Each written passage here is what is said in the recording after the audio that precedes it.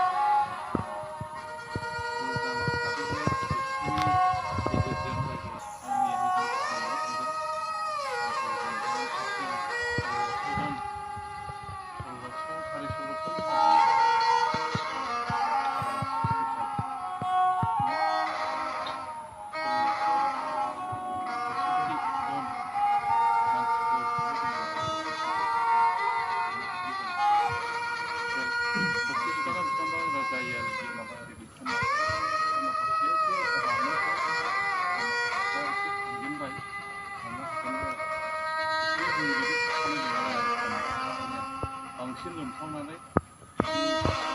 थानायफोरखौ आरो बेबायदि गोबां हायाब्लाबो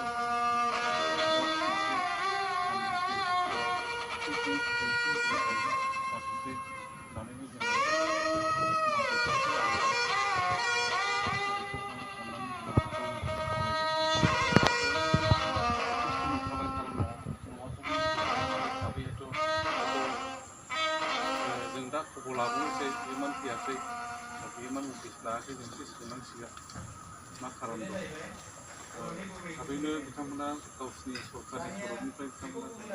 दायथ' लानानैहाय लाखिबाय जों गाहाय